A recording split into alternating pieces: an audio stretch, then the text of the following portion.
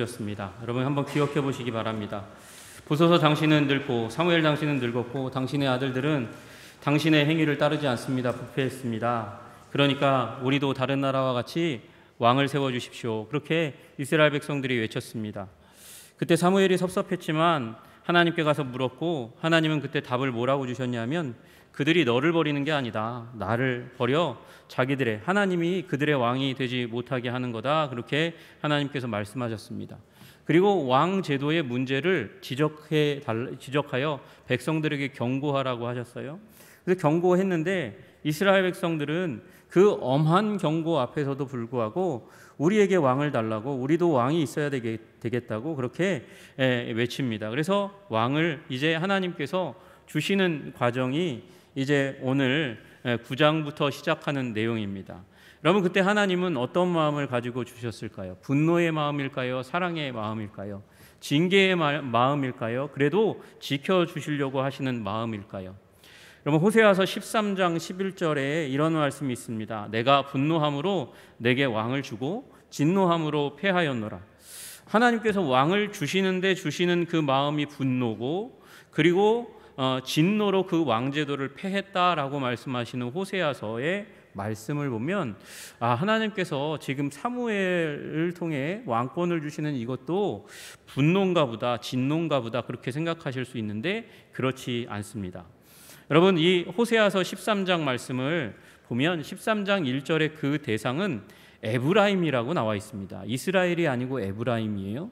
에브라임은 북왕국 이스라엘을 지칭하는 말입니다. 왜 그러냐면 이 북왕국 이스라엘, 남왕국 유다로부터 이제 독립해서 나가는 북왕국 이스라엘이 왜 에브라임이라고 그렇게 불렸냐면 이 에브라임의 이제 초대 왕인 르호보암의 반기를 들어서 세워진 왕 여로보암이 바로 이 에브라임 출신이기 때문에 그렇습니다.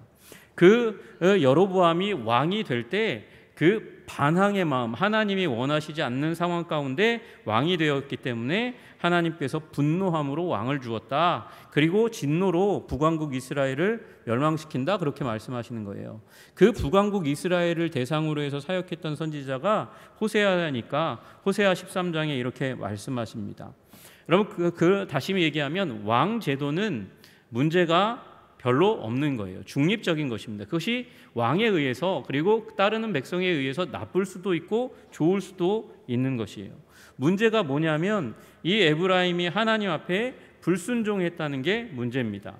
여러분이 에브라임 이 첫 13장에 호세아서 13장의 첫 시작이 그렇게 돼요. 에브라임이 말을 하면, 다시 얘기해서 여로보암이 말을 하면 사람들이 떨었다는 게 그만큼 권세 있는 말을 가지고 있었다는 것이죠. 그가 이스라엘 중에서 그런데 자기를 높였어요. 교만해졌어요. 그러더니 이제 더욱이 어느 길로 가냐면 바알로 말미암아 범죄함으로 망하였다. 그렇게 말씀하십니다. 그러니까 왕제도가 문제가 있는 게 아니고 뭐가 문제예요? 우상 숭배가 문제인 것이죠.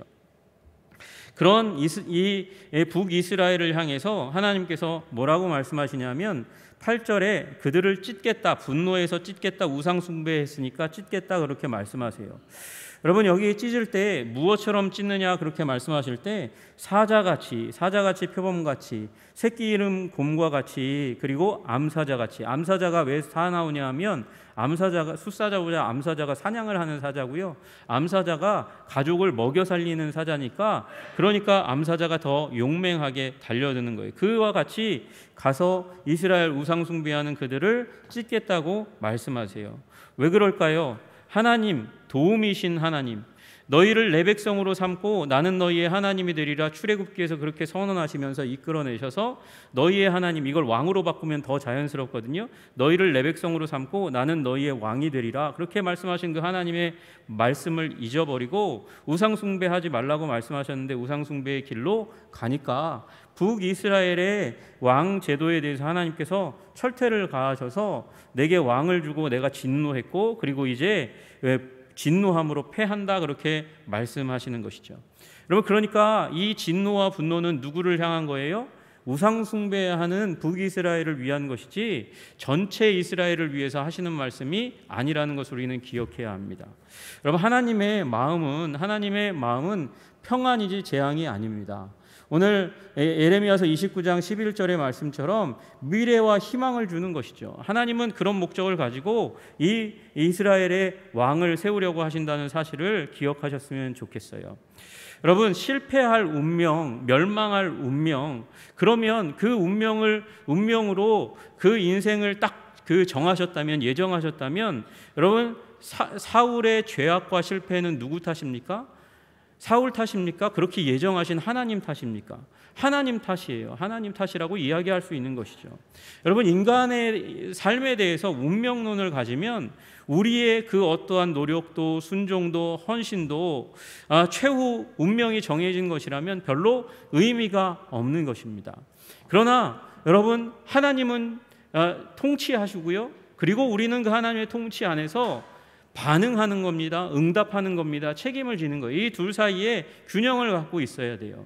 여러분, 그래서 왕제도는 하나님께서 이미 멸망시키려고 주신 게 아니고 사랑과 호의를 가지고 허락하신 제도다라는 사실을 기억하셨으면 좋겠습니다.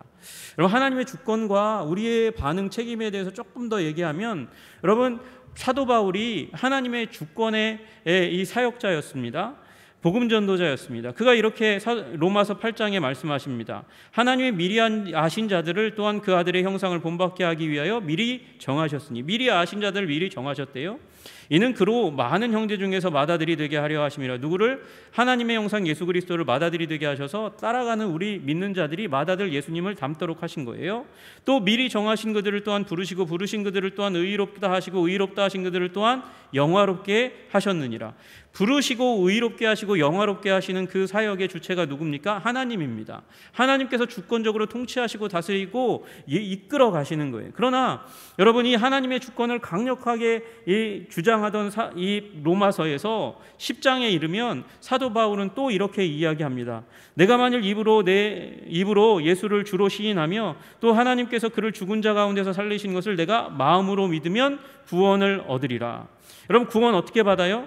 내가 만일 내 입으로 예수를 주로 시인해야 된다는 거죠. 입으로 예수님을 주라고 시인하고 마음으로 믿어야 구원받는다는 거예요. 하나님의 정함이 있습니다. 하나님의 예정이 있어요. 택정이 있어요. 그런데 우리가 그 앞에서 입으로 시인하고 마음으로 믿어 반응하는 일이 있어야 된다고 말씀하시는 것이죠. 이 균형이 있어야 돼요. 하나님의 주권과 우리의 응답의 균형이 있어야 하는 것입니다. 여러분, 예수님께서 마가복음 7장에 이렇게 말씀하십니다. 구하라, 그리하면 너희에게 주실 것이요, 찾으라, 그리하면 찾아낼 것이요, 문을 두드리라, 그리하면 너희에게 열릴 것이니 구하는 이마다 받을 것이요, 찾는 이가 찾아낼 것이요, 두드리는 이에게 열릴 것이니라. 여러분, 구하고 찾고 두드리라고 그렇게 말씀하세요. 여러분, 하나님께서 예정하셨다면 이미 디자인을 다 끝내셨고 그 디자인대로 다 행하신다고 하면 뭐하러 구하고 찾고 두드리라고 말씀하시겠어요? 여러분, 구하고 찾고 두드리는 것까지 하나님의 예정 가운데 다 포함된 거예요. 그렇게 이야기할 수도 있지만, 여러분, 하나님은 다스리시고 통치하시고 이끄시고 복을 주시고 평강과 은혜로 채우시기를 원하시고, 우리는 그 하나님의 은총과 사랑 앞에서 응답하여 반응하여 책임 있는 삶의 모습을 보여야 하는 것이죠. 여러분, 이 균형 가운데 서시기를 주님의 이름으로 축복합니다. 그러니까 왕제도는 멸망하기로 결정되어 있는 것이 아니고 사울도 멸망할 왕으로, 그 저주받은 왕으로 살아가도록 하나님께서 딱 정하신 게 아니라는 것이에요. 여러분, 이스라엘의 왕제도를 하나님께서 복 주시며, 그리고 사울도 지금 복을 주시며 왕으로 세워가시기 위해서 이끌고 가심을 좀 기억하시면 좋겠어요. 아니 목사님, 그러면 사울이 성공적인 왕이 되면 그러면 하나님의 약속이 훼손되는 거 아닙니까? 문제가 생기는 거 아니에요? 왜요?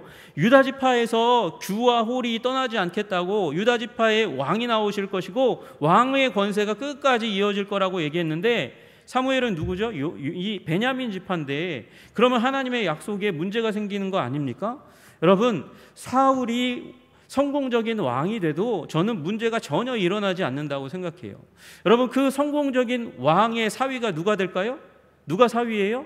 제일 멋있는 사람들에게 호의를 받고 하나님의 마음에 합한 그런 왕 제목감이 되는 사위가 누구가 있었어요? 다윗이 있었잖아요. 여러분, 만약에 그 왕권이 요나단에게 넘어갔다 할지라도 요나단은 자기보다 다윗을 더 사랑했으니까 다윗에게 왕권을 넘겨줄 수도 있는 가능성이 충분히 있습니다. 문제는 일어나지 않아요. 여러분, 우리가 기억하셔야 돼요. 세상은 좋은 자질과 그리고 운과 노력에 의해서 성공하는 인생이 만들어진다고 하지만, 여러분, 우리 인생은 하나님이 섭리하신 좋은 인생, 그 위에 하나님께서 복을 주시고 우리가 그 앞에 아름답게 반응할 때에 성공과 형통이 임하는 줄로 믿으시기를 주님의 이름으로 축복합니다. 여러분, 그런 관점으로 이 확증 편향 가지지 말고, 우리 사울의 인생이 결국 멸망할 거니까 그 멸망할 관점으로, 하나님이 저주하실 관점으로 사울을 보면 그 정보를 취사 선택해서 그것만 딱 계속해서 모아내면 어떻게 돼요? 편견만 더 강해지는 거예요.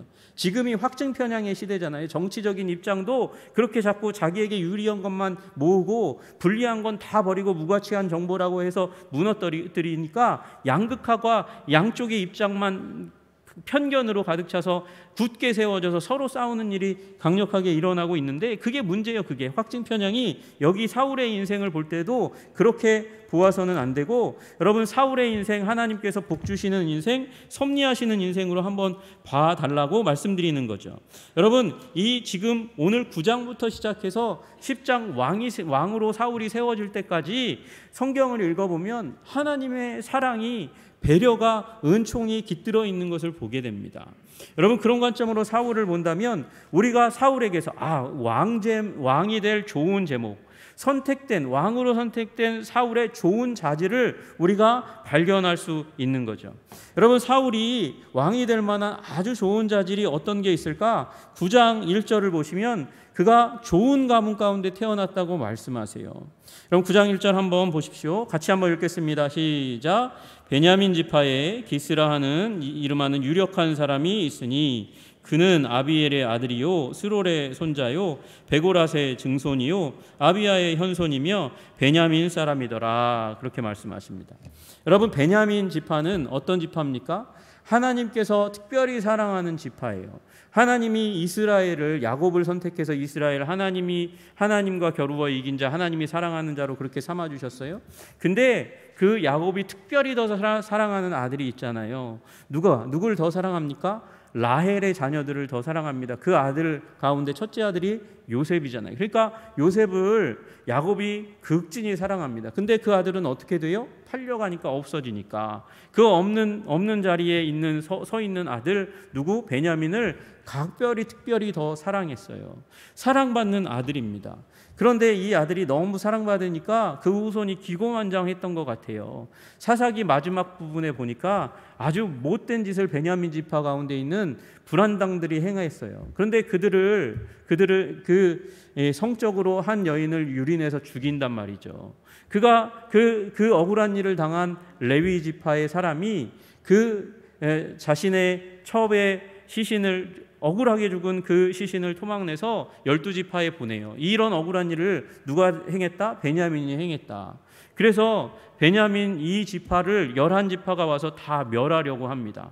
멸하려고 하는 그 과정들 가운데 이 베냐민 지파가 거의 초토화됩니다. 몇 명만, 600명만 도망가서 겨우 생존합니다. 그리고 나서 이스라엘 백성들이 이제 돌이켜요. 하나님의 백성 베냐민이 아무리 못된 짓을 했다 할지라도, 그들을 멸망시키고자 하는 마음을 가졌다 할지라도 우리가 이제는 돌이키자 그러고 돌이켜요. 그러니까 600명밖에 안 남은 한 지파, 12지파 가운데 한 지파가 600명밖에 남지 않았으니까 얼마나 불쌍합니까? 얼마나 연약합니까? 연약하고 불쌍하면 어떻게 하죠? 더 귀하게 여기게 되는 거예요. 그래서 베냐민 지파가 귀한 족속이 되었습니다. 그 가운데 기스라는 사람이 있는데 그는 유력했다, 이렇게 말해요. 희귀한 그 족속 가운데 기스는 유력한 사람이다. 기뽀르하엘이라는 이 히브리어 단어로 설명되는 이 기스의 가문이 그런 유력한 가문이 되었습니다.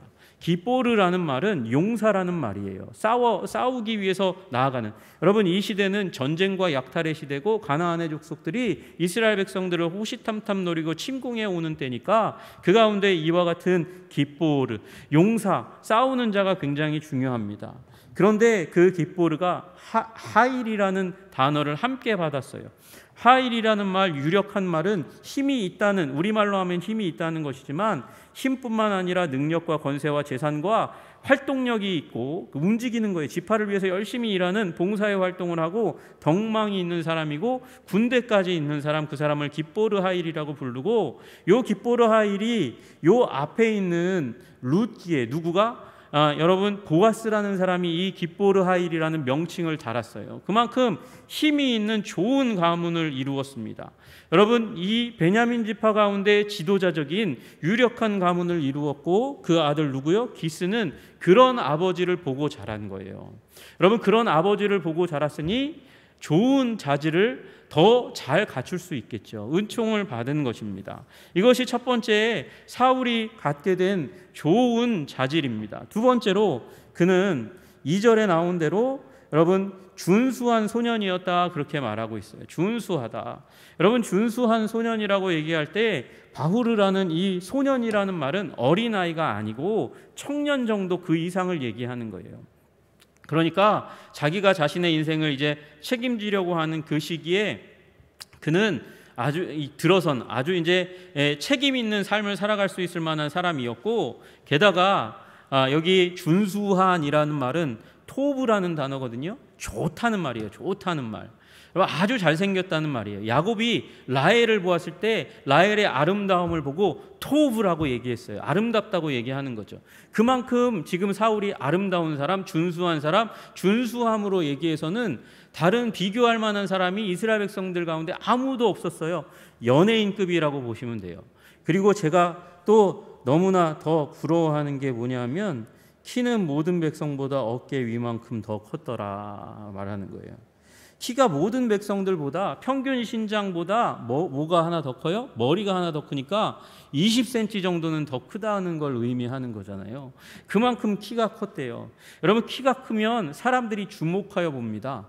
잘생기고 키가 크면 사람들이 호의를 가지고 대합니다. 작은 사람은 저도 작은데 여러분, 예전에 90년대인가 80년대에 그 사대문 안에 있는 아주 큰 교회가 담임 목사 청빙 조건을 1m 80 이상으로 잡았어요. 제가 그 얘기를 듣고 눈물을 흘리며 기도했어요. 주님, 이럴 수가 있습니까? 여러분, 그런데 여러분, 사실이 그래요. 잘생기고 키가 크면 사람들이 주목하여 보는 거예요. 그렇다고 나는 그렇지 못하니까 낭망하지 마시기를 주님의 이름으로 축복합니다.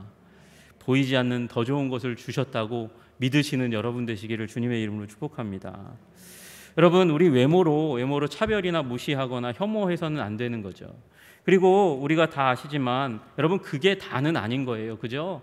우리 사무엘상 16장에 사울이 이새의 집안에 가서 이제 사울 뒤를 이을 왕의 제목들을 찾는 가운데 그 아들들이, 엘리압으로부터 아들들이 나올 때 기름 부으실 자가 과연 주님 앞에 있도다, 그렇게 얘기할 때 그렇게 하면서 기름 부으려고 할 때 하나님이 딱 막으시잖아요. 막으실 때 하나님 뭐라고 그랬어요? 그의 용모와 키를 보지 말라, 내가 이미 그를 버렸노라, 그렇게 얘기하시잖아요. 용모와 키로 하나님께서 선택하지 않는다는 거예요. 여러분, 좋은 용모와 키를 받으셨으면, 좋은 가문을 받으셨으면 여러분, 하나님께 감사하시기를 주님의 이름으로 축복합니다. 그리고 겸손하시기를 주님의 이름으로 축복합니다. 그렇지 않다 해도 낭망하지 마시기를 주님의 이름으로 축복합니다. 성공은 거기서 시작되는 게 아닙니다. 하나님의 선택은 거기에서 시작되는 게 아니라 내면적인 자질에서 시작되는 거니까 우리의 내면을 하나님의 뜻에 맞게 더욱더 갖추려고 주님 앞에 서시는 여러분 되시기를 주님의 이름으로 축복합니다. 여러분, 이거 가문은요, 외모는요, 키는요 어느 정도 타고나는 거잖아요. 그걸 어떻게 바꾸겠어요? 물론 요새 하도 이제 발달해가지고 바꾸죠. 성형외과 가서 바꾸기도 하는데 여러분, 그것보다 더 중요한 건 우리의 마음을, 우리의 심보를 바꾸는 거라고요. 여러분, 그런 의미에서 사울은 좋은 마음도 가지고 태어났다고 오늘 성경 본문은 말씀하고 있어요. 여러분, 3절 한번 보시면 사울의 아버지 기스가 암나기들을 잃고 그의 아들 사울에게 이르되 너는 일어나 한 사원을 데리고 가서 암나기들을 찾으라, 이렇게 얘기했어요. 여러분 여기 암나귀가 나오잖아요. 암나귀가 굉장히 중요합니다. 암나귀는 노동력을 제공하고요. 그리고 중요한 교통수단이 됩니다. 짐을 잘 싣고 가요. 그 부피에 비해서, 먹는 것에 비해서 짐을 실는 능력이 아주 탁월한 게 나귀입니다. 거기다가 암나귀잖아요. 암나귀는 생산 능력이 있으니까, 재생산할 수 있으니까 중요한 재물 재산입니다. 여러분 그런데 단 한 마리 암나귀가 사라졌어도 없어졌어도 지금 가슴이 철렁 내려앉을 일인데, 암나귀들이 없어졌어요. 이건요 누군가가 도적질해 갔다, 약탈해 갔다는 것을 시사하는 그런 단어입니다. 그러니까 아버지가 다급해서 아들에게서 와서 이르되 너는 일어나 한 사환을 데리고 가서 암나귀를 찾으라, 그렇게 이야기합니다. 여기 일어나라는 말이 먼저 나오는 거거든요. 이게 여러분 들어보셨던 말이에요. 달리다 쿰 할 때 쿰자, 일어나라 이렇게 얘기하는 거예요. 일어나라 명령어예요. 여러분 이 부드럽게 너는 일어나 이렇게 얘기한 게 아니에요. 일어나 그렇게 얘기하는 거예요. 여러분 이 말은 지금 사울이 근본적으로 엎드려 있고 누워 있고 앉아 있다는 것을 의미하는 것입니다. 여러분 사울은 지금 편하게 지내고 있는 거예요. 쉬고 있는 거예요. 그런데 일어나는 거예요. 일어나서 찾으라고 얘기하는 거죠. 지금 모래사장에서 반을 찾는 일과 같은 일을 아버지가 맡기는 거예요. 여러분 그러면 사울 입장에서는 뭐라고 말할 수 있습니까? 나는 더 중요한 일이 있어요. 저는 가축 따위나 찾아다닐 그럴 인생으로 아버지께서 키우시지 않았잖아요. 저 놀고 싶어요. 친구들과 약속이 있단 말이에요. 저는 그게 더 중요해요. 당나귀 찾는 사소한 일은 아버지의 종들에게나 시키세요. 그러려고 많은 종들이 있는 거 아닙니까? 그들을 먹여 살리는 거 아니에요? 그렇게 말하는 대신에 그는 일어나서 아버지께 순종했습니다. 이것이 사울이 가지고 있는 중요한 하나님의 사람으로 선택받는 자질이라는 것입니다. 여러분 순종의 사람 되시기를 주님의 이름으로 축복합니다. 그 순종이 어디로 이어지냐? 부지런함으로 이어지는 거예요. 여러분 부지런히 사울이 쫓고 찾고 두루 다닙니다. 여러분 보십시오. 4절을 보니까 그가 에브라임 산지와 살리사 땅으로 두루 다녀 보았으나 찾지 못하고 살림 땅으로 두루 다녀 보았으나 그곳에는 없었고 베냐민 사람의 땅으로 두루 다녀 보았으나 찾지 못하니라.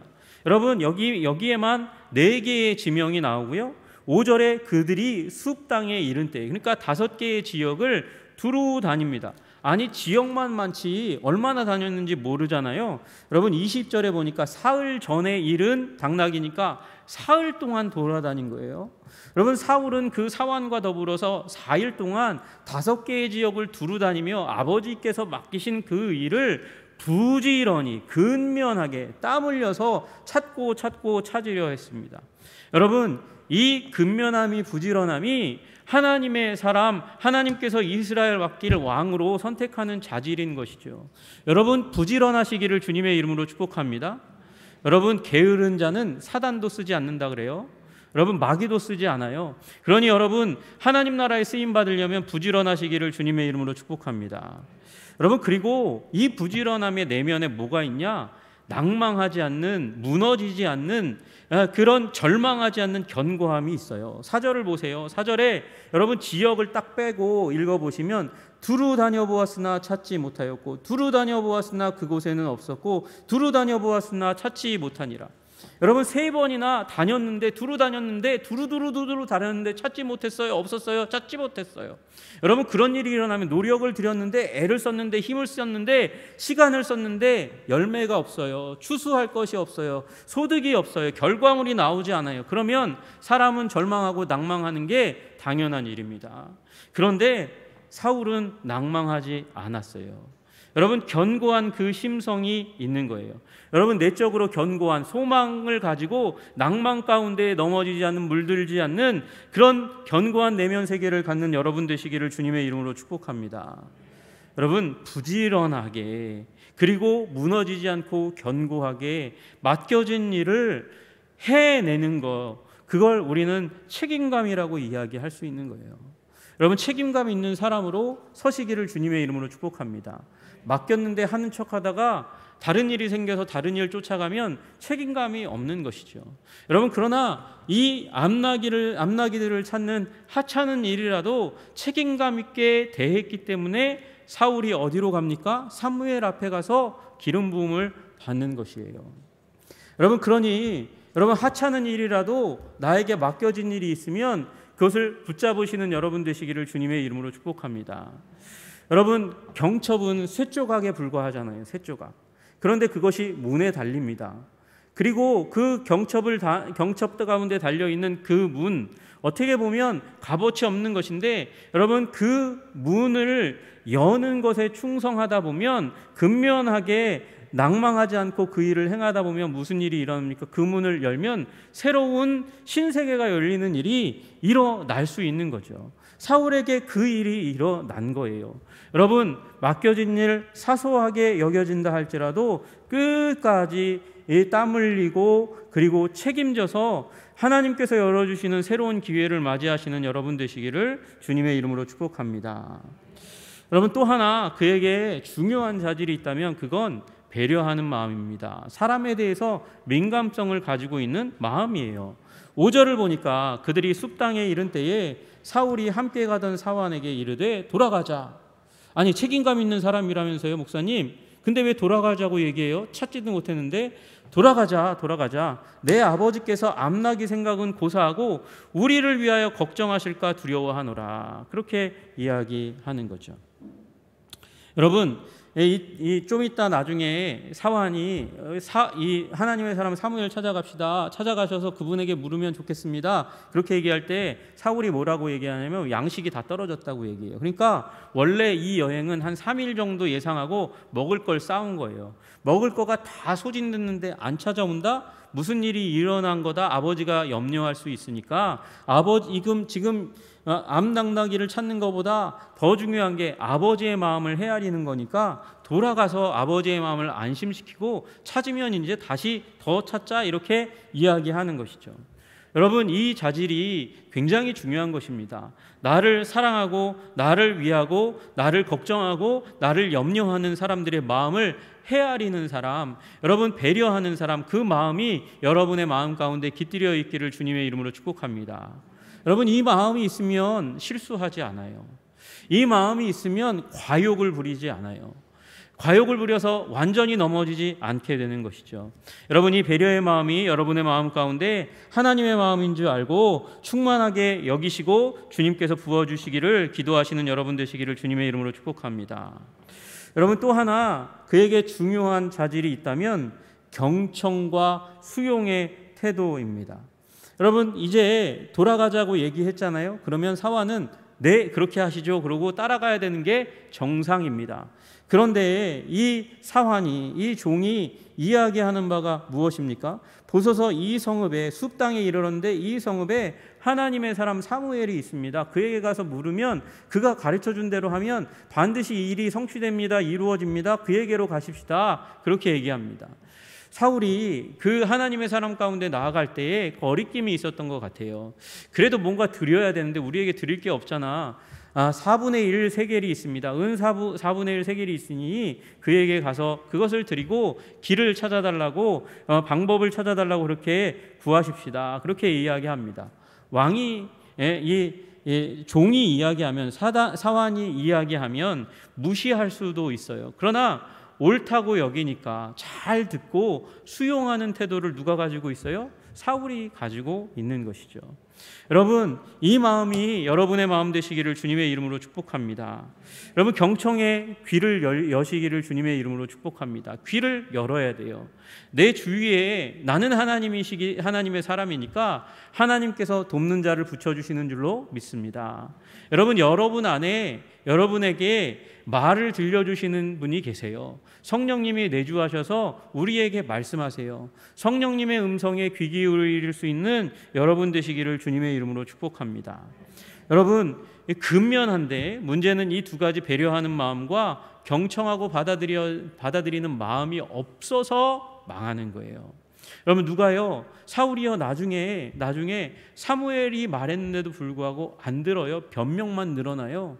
내가 왕으로서 그렇게 할 수 있는 거 아니야? 경청하지 않고 수용하지 않아서 그가 하나님께 버림을 당하는 거예요.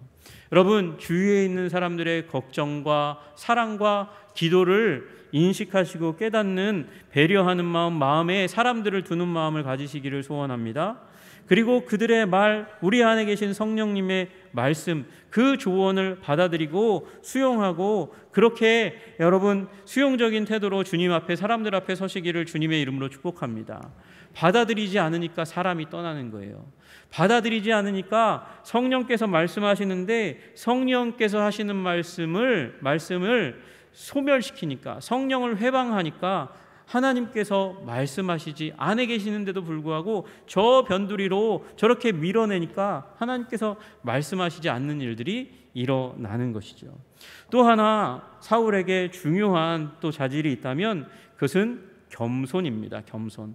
오늘 사무엘이 그 사울을 만났고 사울이 왕의 제목인 줄 알았습니다. 왜냐하면 하루 전에 하나님께서 사무엘에게 나타나셔서 말씀하셨거든요. 이미 말씀하셨어요. 베냐민 지파 가운데 누가 올 거야? 그가 왕의 제목이다. 그렇게 말씀하셨는데 딱 그가 오니까, 그러면서 사무엘이 무엇라고 말씀하시냐면 사흘 전에 잃은 내 암나기들을 염려하지 말아라. 찾았느니라. 온 이스라엘이 사모하는 자가 누구냐? 너와 내 아버지의 온 집이 아니냐? 그러면서 너의 집안이 굉장히 중요한 집안이다. 왕 삼을 집안이야. 네가 왕이야. 그렇게 우회적으로 얘기하는 거예요. 그때 사울이 이야기합니다. 나는 이스라엘 지파의 가장 작은 지파 베냐민 사람이 아니니까. 또 나의 가족은 베냐민 지파 모든 가족 중에 가장 미약하지 아니하니까 당신이 어찌하여 내게 이같이 말씀하십니까? 그렇게 이야기합니다. 뭐예요? 겸손의 마음이 있는 것이죠. 여러분, 이런 좋은 자질을 하나님께서 주셨다면 그것을 잘 보존하고 길러가시기를 주님의 이름으로 축복합니다. 내게 혹시 부족한 것이 있다면 하나님께 달라고 하나님을 붙들고 기도하시는 여러분 되시기를 주님의 이름으로 축복합니다. 찾고 두드리면 주님께서 우리에게 발견하게 하시고, 그리고 그 하늘 문을 여시고 그 보고를 여시고 우리에게 쏟아 부어 주실 줄로 믿으시기를 주님의 이름으로 축복합니다. 여러분, 가문도 중요하고요, 그가 가지고 있는 외모도 중요합니다. 그러나 더 중요한 것, 성실하게 낭망하지 않고 책임지는 마음, 아버지의 마음을 배려하고 종의 말을 잘 경청하고 수용하는 겸손한 태도, 그런 태도가 사울로 하여금 사무엘 앞에 이르게 했고 사무엘의 기름 부음을 받게 그렇게 하나님께서 만드셨습니다. 여러분, 우리에게 맡겨진 이 당나귀를 찾는 것 같은 사소한 일이 있다 할지라도 이런 태도로 대하시면 하나님께서 기회를 열어주시는 거예요. 사울은 왕될 기회를 열어주셨습니다. 다윗도 마찬가지입니다. 형들, 전쟁터에 있는 형들에게 이 물품을 갖다 주라고 하는 사소한 심부름에 다윗이 순종했을 때 그 전쟁터에 갔다가 누구를요? 골리앗을 물리치고 왕의 길로 들어서는 그런 아름다운 하나님의 은총이 임한 것이죠. 여러분, 하나님께서 우리를 복중에서 태중에서 신묘막측하게 지으신 줄로 믿습니다. 믿으시기를 주님의 이름으로 축복합니다. 주께서 내 내장을 지으시며 나의 모태에서 나를 만드셨나이다. 내가 주께 감사하오면 나를 지으심이 심히 기묘하심이라 신묘막측하심이라. 주께서 하시는 일이 기이함을 내 영혼이 잘 아나이다. 어머니의 뱃속에 있을 때 이렇게 신묘막측하게 기이하게 지었습니다. 여러분, 그러니 하나님께서 그냥 태어난 다음에는 방임하시는 분이십니까? 아니면 여러분, 주님께서 염려하시고 사랑과 은총으로 우리의 삶을 섭리하시고 키워가시기를 원하시는 하나님이시겠습니까? 그 신실하신 하나님 앞에 하나님이 주신 기질을 잘 보존하고 키워가시기를 주님의 이름으로 축복합니다. 보완하시기를 주님의 이름으로 축복합니다. 그래서 하나님께서 하나님 나라의 왕자와 공주로 선택하신 그 선택이 부끄럽지 않게 여러분의 왕자 공주의 면류관이 빼앗기지 않도록 여러분의 삶을 하나님이 베푸신 그 은혜 앞에서 반응하여, 책임 있게 반응하여 그렇게 아름다운 인생으로 보존해 가시기를 주님의 이름으로 축복합니다. 기도하겠습니다. 존귀와 영광과 찬양을 받으시기에 합당하신 주님, 주님께서 사울에게 좋은 자질을 이미 허락하셨습니다. 그리고 그 자질을 잘 키워가실 수 있도록 주님께서 주권적으로 역사하시며 은혜를 베푸셨습니다.